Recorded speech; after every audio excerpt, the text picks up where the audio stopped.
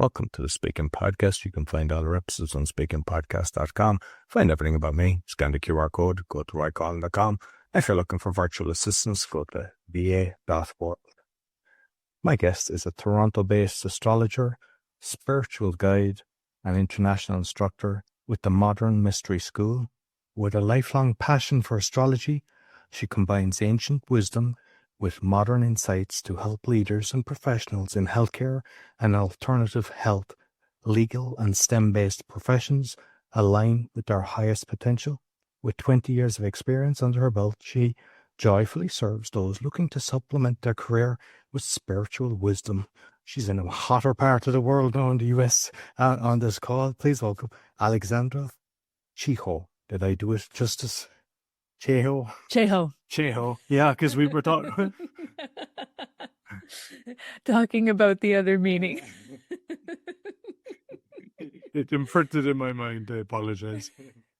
Oh, it's okay. It's all good. Thank you so much for having me today, Roy. It's really wonderful to be talking to you this morning. Yeah, no. So I suppose Modern Mystery School. I just want to, like, that sounds interesting to me. What's that all about?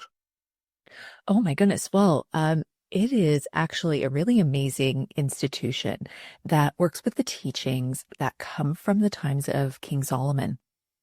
And it is a school of personal empowerment and truly about embodying your divine potential and living your purpose here on earth.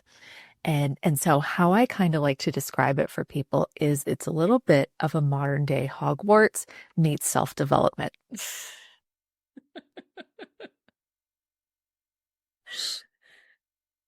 Is it something that is done online, or is there a physical location as well? So there are physical locations.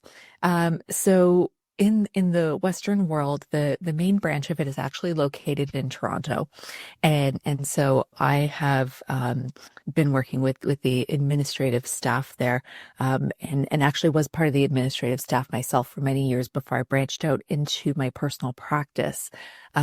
And then there are also locations all across the US, as well as in the UK and South Africa and Brazil.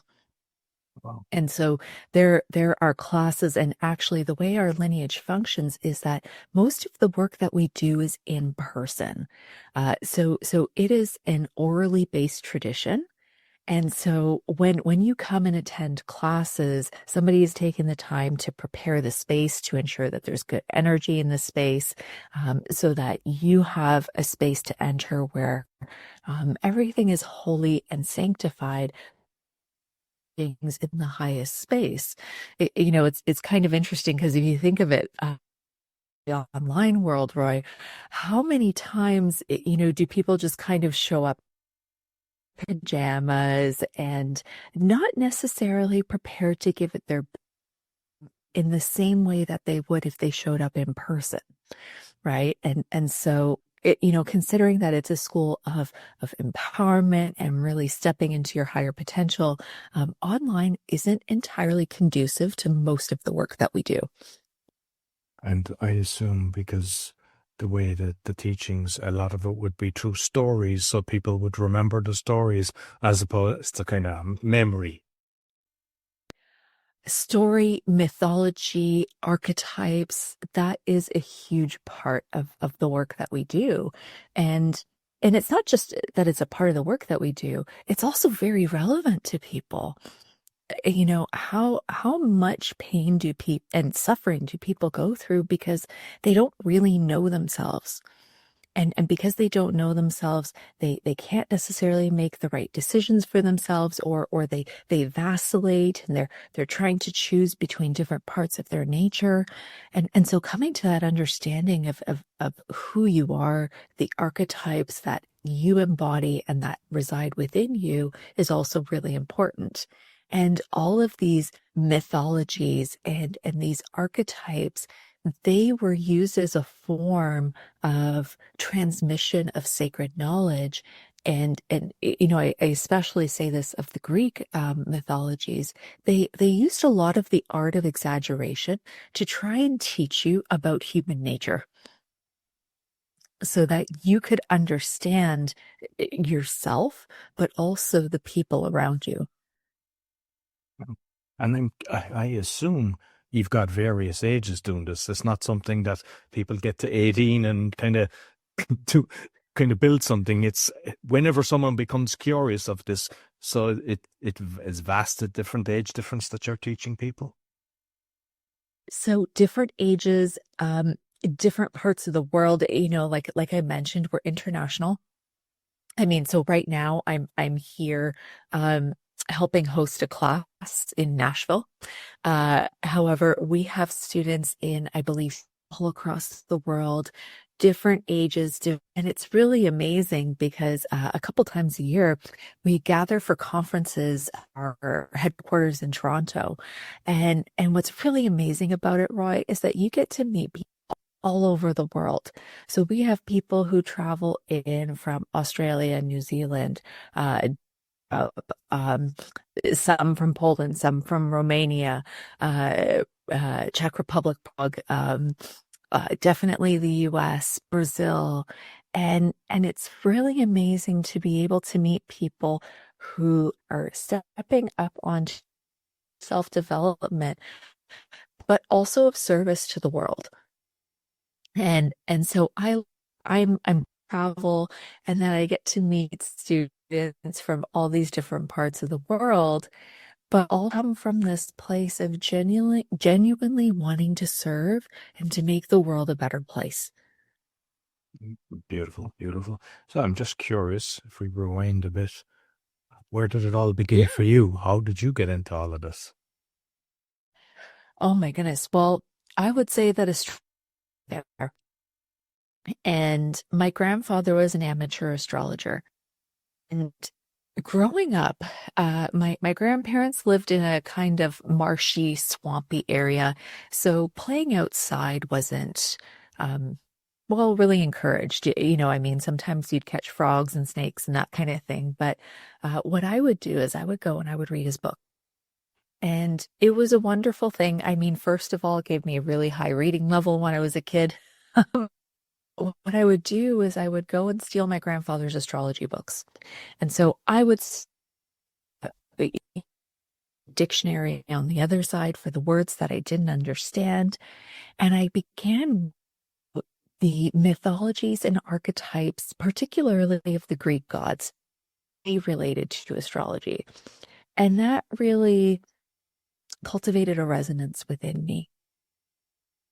I really felt that there was something more to astrology, and I was seeking that answer to who am I? So I'm going to fast forward a couple years here, because that study of astrology lasted childhood into my teenage years.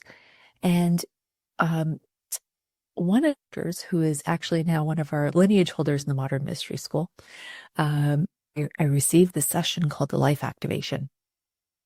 And that had kind of fallen to the wayside when I was a child started to come back. For example, Roy, I used to have what would be called prophetic dreams. I would dream about something, and then it would happen a couple days later. And that was something that had gone away. And then it started coming back. And I was like, oh, okay, well, there's something to this. I'll admit I was a little skeptical when my boxing coach suggested that I receive this session, but I was like, okay, you know what, I'll give it a try. If I believe in astrology, this can't be all that far off the mark, right? And then after that session, he was hosting a class called Empower Thyself. And so I was like, okay, you know what? I'm gonna give this a try. And as I sat in that class, I had a lot of questions about astrology that couldn't be answered for several years. Now, to be fair, I was limited as a child and teenager to the books I could find in the library and the early GeoCities pages of the internet. And some people listening might not even remember those or know what those are. Roy, you probably remember those GeoCities pages. Well, I remember the modem, you had to, like 56K upload. It was very slow. Yeah. Yes, and the dial-up noise that the internet made. So I was limited. But as I sat in this class, Empower Thyself, many questions that I had started to be answered. And I think perhaps the hugest question that I had about astrology was, well, what if I don't want to be this way? Being a Gemini, one of the things that they love to say about us is that we're two-faced. And I didn't really like nor resonate with that. And so I really did have that question of, well, what if I don't want to be this way? And as I sat in that class, there were tools that were handed down, and teachings and understandings that were transmitted that helped me to understand that we all have good qualities about us that are part of our purpose, but then we also have, the shadows that reside within the subconscious that need to be. And so as I sat in that class and I received those teachings, I started to gain that understanding of what to do if there is a way that I don't want to be. If I don't want to be I don't want to be, a two-faced Gemini, so to speak. That for me. And I ended up moving forward to become a life activation practitioner myself, and eventually through the years an international instructor. Very good. So, I mean, you mentioned your grandfather's book, and I'm just curious because unfortunately so many things have been doctored. And apparently, from lots of the stuff that I've seen, there was 13 months because it goes in line with the 28-day cycle and everything. Have you seen that in your studies, and how has it been modified? Well, here's the beauty of astrology, Roy. There are cycles and cycles and cycles.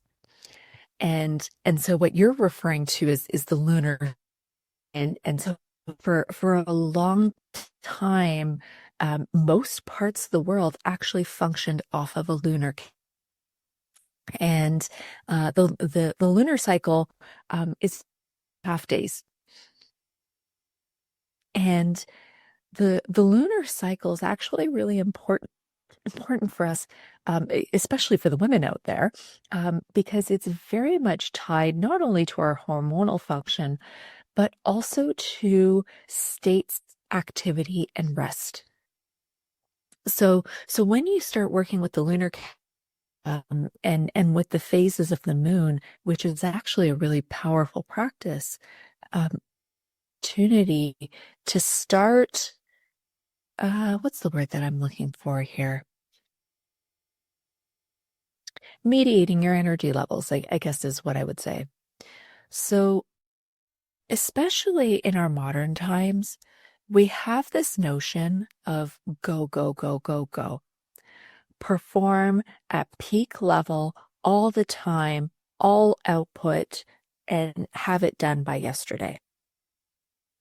But if we go back in time to how humans worked with the lunar calendar, there were periods of activity followed by periods of rest, because that is part of the natural cycle of the moon. And so if you were to look at it as an overall, you have the waxing of the moon, which is the moon growing in light and advancing towards the full moon. And of course, the full moon is the time of peak activity.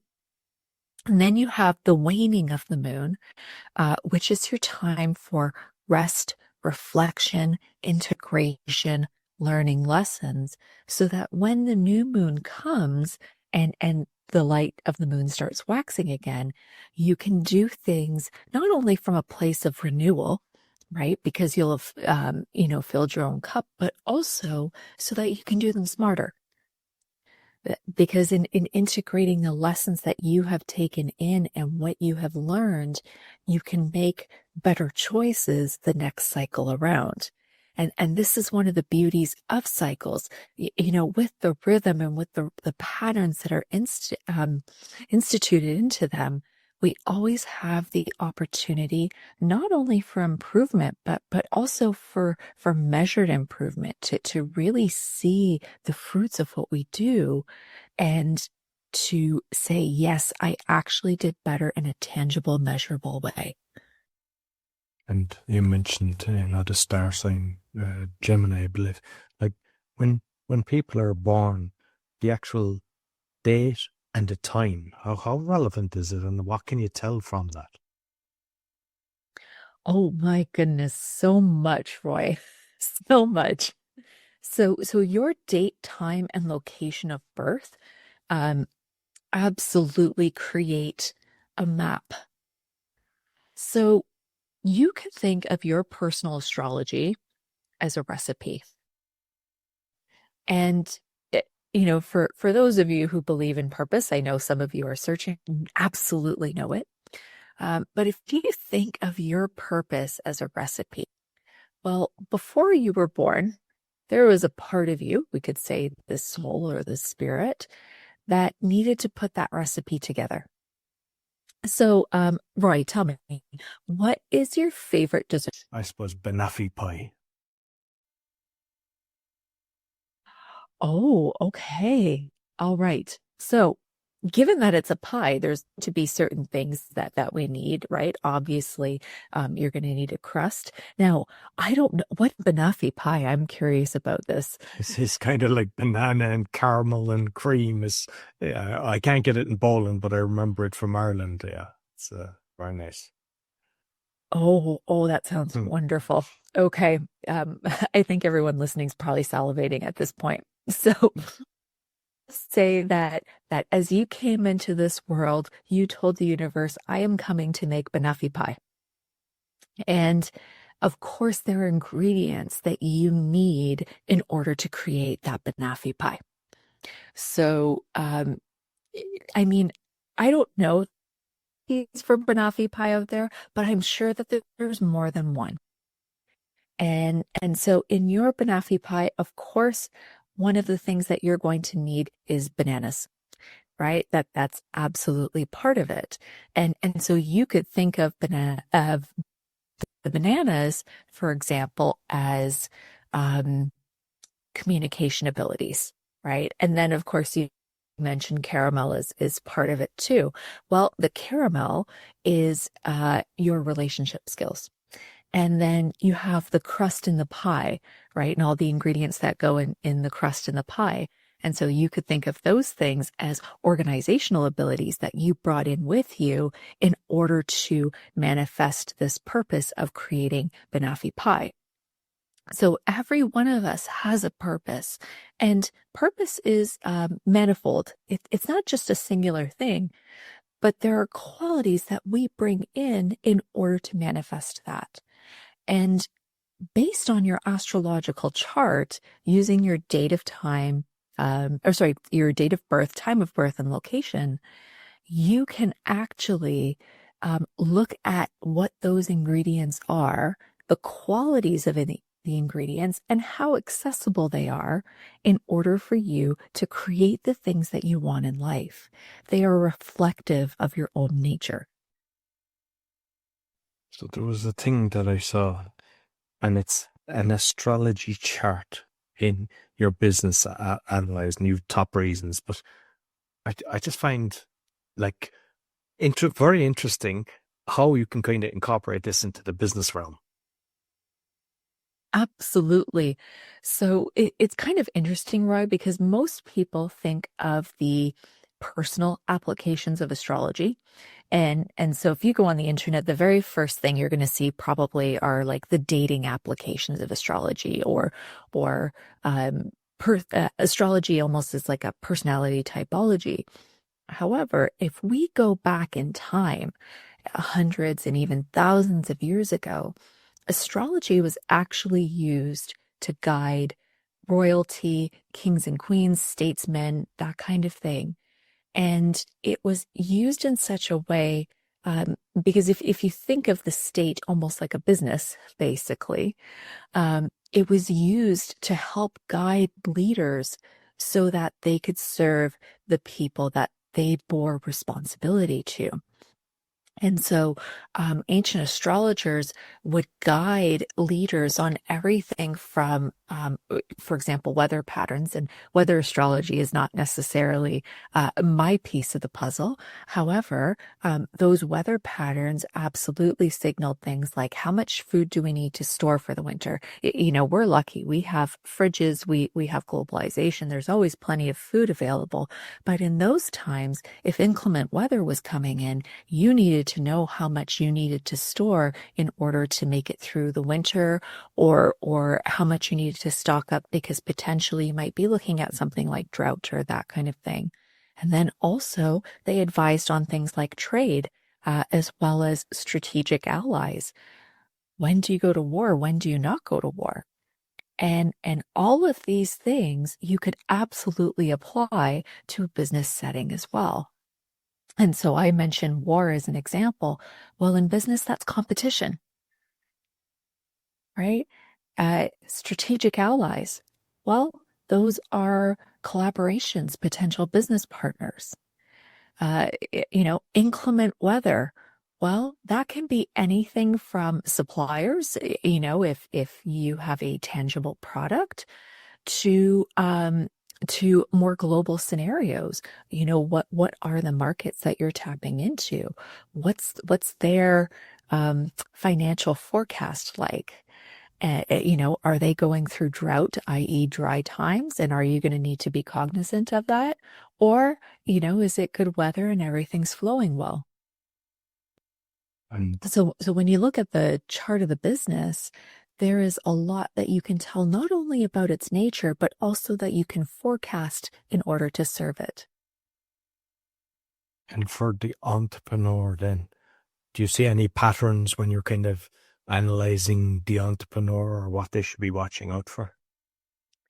So one of the things that I notice in general for charts for entrepreneurs is one, they generally tend to have a lot of fire in their chart. And so that fire creates passion, drive, and personal initiative, actually. So this is one of the things that I notice. But also, entrepreneurs tend to have aspects to Jupiter in their chart. And I mean positive aspects. And Jupiter is the planet of fortune and abundance, but also of exploration. So there, one of the archetypes of Jupiter is the explorer or the adventurer. And so that philosophical spirit of exploration and adventuring is something that can happen regardless of your zodiac sign.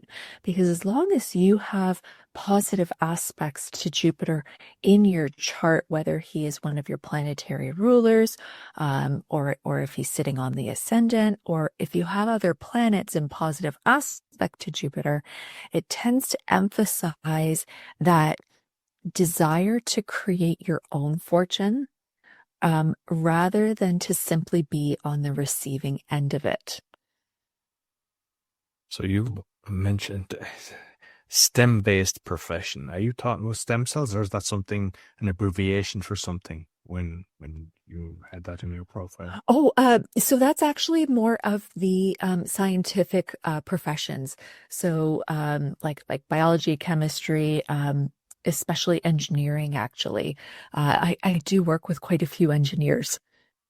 Okay. And I suppose the spiritual side of things then as well, because I think everyone is in confusion at the moment and everyone is grasping for something and then they're jumping from one thing to the other. But what I'm finding is a lot of people are kind of saying they're more spiritual because they're not attaching to a certain religion. And when people are kind of lost, what kind of, is there advice that you could give how they can find themselves and how they can get to kind of investigate this and see if they got a calling and to understand life a bit better? Well, I'm gonna quote Aristotle here. Knowing yourself is the beginning and end of all wisdom. So most people, often when they start searching for some form of philosophy or spirituality in the world, they often begin looking to external systems that are going to kind of give them certainties, I guess you could say. As human beings, we always need to know where we came from and where we're going. And when we have that, it gives us a certain measure of stability. And so many religions kind of offer us that. They have an origin story, and then we know, where are we likely to go when we pass on, right? And so in having that origin and where are we heading, it creates a certain stability. And while those things are important, the greatest stability is the stability that truly comes from knowing yourself, exploring that. But also, any ancient system that gives you that self as reference, that truly is about uncovering who you are inside, what the power is that lies within you, and helping you to discern the difference between the good qualities of what I will call light inside of you, the qualities of spirit that bring goodness to your life, versus those lower parts of you. You could kind of liken it to having the angel on one shoulder and the devil on the other, right? And so there's always, that part of you that is tempting to behaviors that maybe are petty or are problematic, and that can be anything from addictions to relationship issues that they cause, right? And when you begin that work of knowing yourself and refining your relationship with yourself, that is priceless. That is priceless. And astrology is actually one of those tools that you can accomplish that by. And then also in the Modern Mystery School, there's a series of activations and classes that you can take that are all in pursuit of know thyself. And with the school, then, is the aim to help people to kind of find themselves, but also find the calling, see what there can resonate, that they can create a kind of profession in this? Or is it just that they understand life a bit better? What's the kind of main purpose of it? All of the above. So what I would tell you, Roy, is that our ultimate goal is world peace. That's really what we want. But it starts within you. And then there comes a point where the healing work that you've done on yourself creates a desire to share it with other people. And so this is why we have students and practitioners in 60 different parts, 60 different countries, because many of them have reached that place where they've done quite a bit of healing work and they have tangible results in their lives. They have better relationships. They definitely aren't suffering to the same degree that they were before. Life isn't pushing them around. They're not living with constant anxiety. And from that place of personal fulfillment, there comes a sense of gratitude. And from that gratitude is often when others embark to become life activation practitioners or guides such as myself, so that you can share and give gratitude for what you received by passing it on, paying it forward. No, absolutely. I find that with a lot of the guests on my other shows, like say the awakening, which is it's sometimes there's people with addictions and stuff like that, or meditation, just something through trauma, whatever, but they've learned to overcome it. And their mission then is helping others. And some of them have developed fantastic systems. And I think it's a great way because, one, they can resonate with the person that's in pain that they're helping, and they understand where they're coming from. And I think it's different, but at the same time, with this as well, it's they understand like where people are just by going through the journey and learning as well. So needed in the world, Roy. You can't it's hard to help someone if you haven't been through something yourself. Not that it's not possible, but for sure you can't take people where you haven't been yourself. So if you haven't found joy in life, you can't lead somebody there. You know, as one of my teachers, Sovereign Ipsis Miss Dave says, you can't share what you don't have, right? But you can share what you do have. So people who have misery share misery. People who have joy share joy. And there are many people who have been in that place of misery and suffering, and they're able to turn it around. What they would consider to be their greatest curse, so to speak, ends up becoming an incredible source of strength and inspires incredible benevolence. And that really is what we need in this world. We need benevolence. We need empowered benevolence.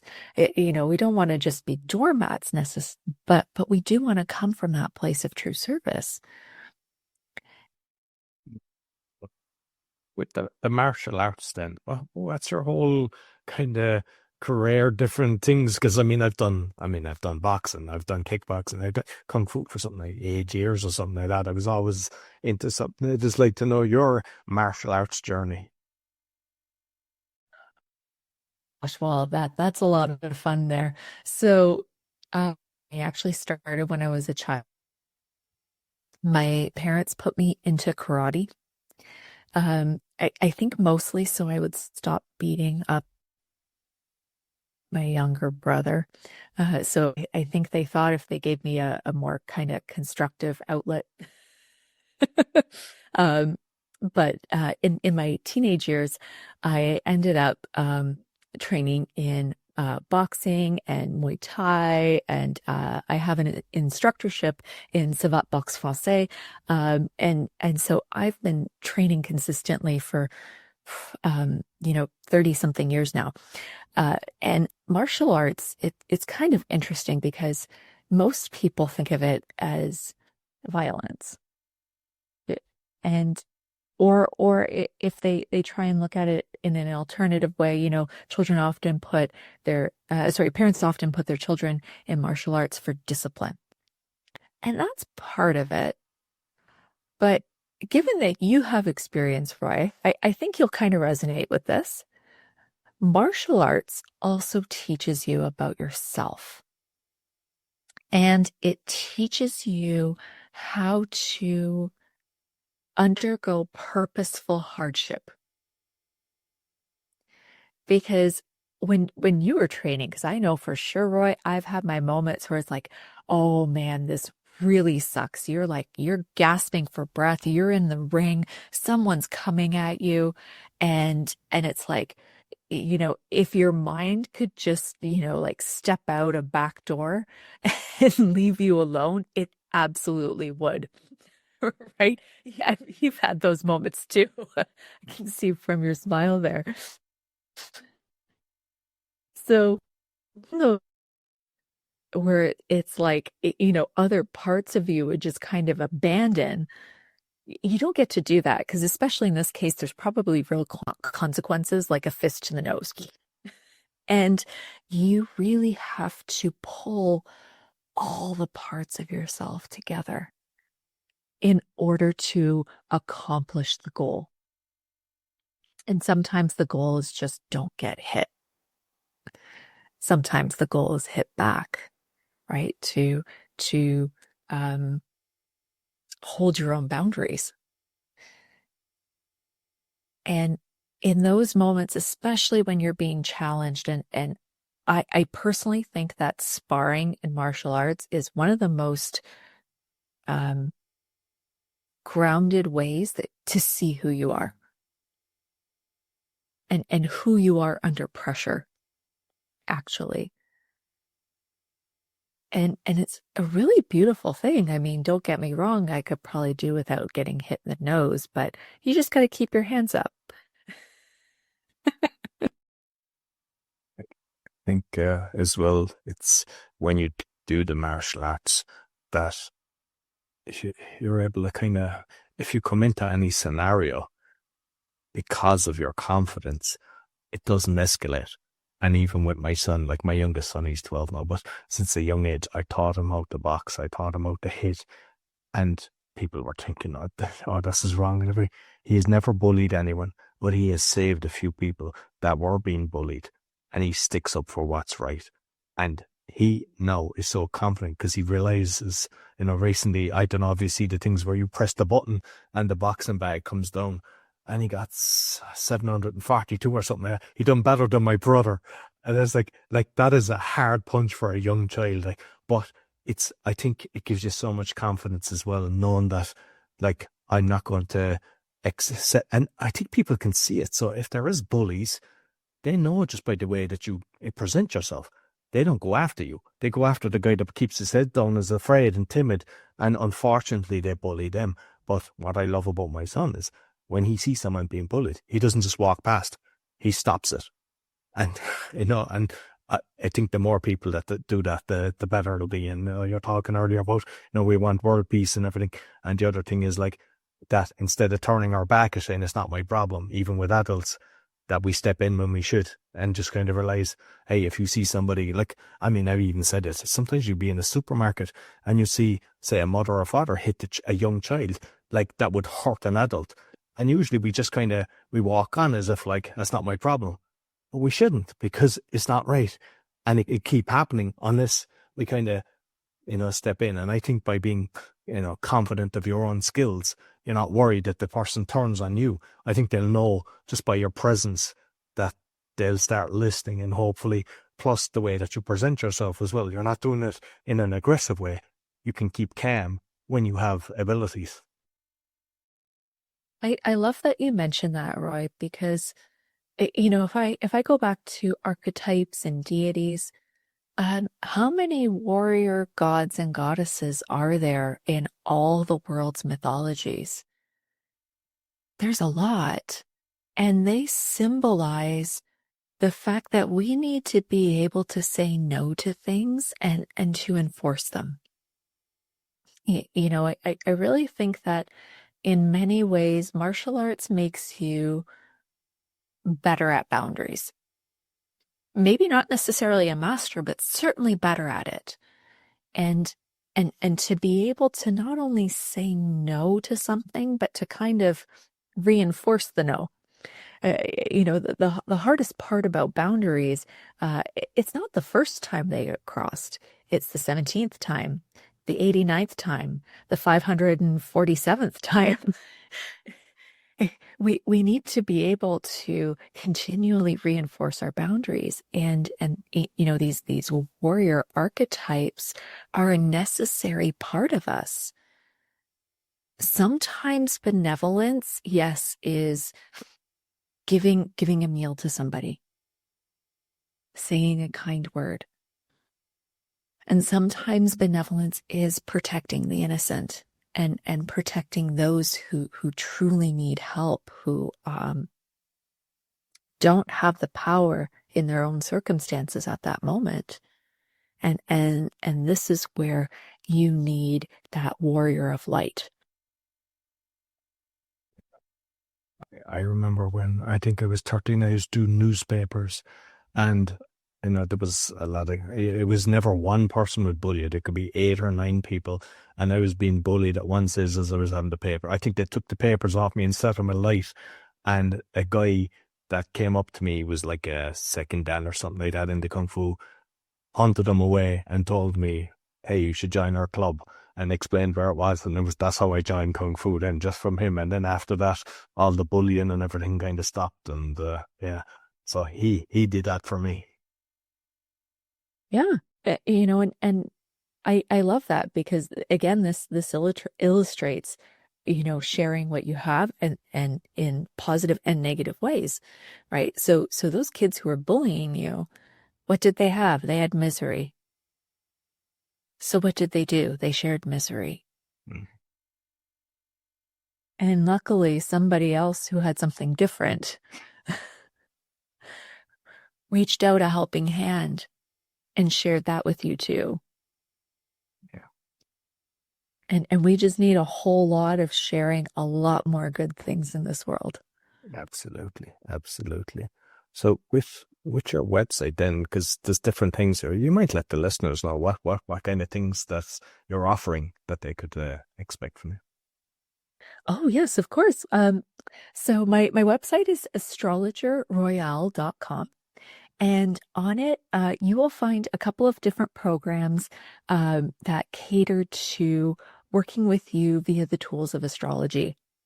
And so the two primary tools that I work with are with natal chart coaching, as well as forecast coaching, which is basically looking at your own personal, I guess you could call it weather forecast through time so that you can make the most of events that are happening in your life. And also on my website, you will find a free ebook called Star Powered Resilience. And it is the Zodiac inspired guide about stress impact as well as mitigate that stress. And I always like to give the extra hint that if you happen to know where Mercury and Mars are in your chart, those provide added layers of insight so that you can become not only more stronger, effective, and resilient in your life, but also that you can be present and share your gifts with the world from a place of empowerment and not personal detriment. Excellent. Listen, thoroughly enjoyed the call. You mentioned the website, you might mention again, and if there's any other places where you want people to follow you. Yes, absolutely. So once again, that is website is astrologerroyale.com. I would also encourage anyone who's listening, since we were talking about the Modern Mystery School quite a bit, to visit their website as well, Modern Mystery School, INT.com. And wherever you are in the world, I can almost guarantee that there's probably a practitioner close by who would be absolutely happy to share tools and higher understanding with you too. Excellent. I'll make sure I'll put the links both on the audio and the video. Thank you very much, Alexandra. Oh, thank you so much, Roy. Well, so that's all for the Speaking Podcast. You'll find all our episodes on speakingpodcast.com. Find everything about me. Scan the QR code or go to roycoughlan.com. And if you're looking for virtual assistants, go to va.world. Sure to give us a thumbs up, 5-star rating, share with your friends, and make sure you check out Alexandra's site. Until next week, take care.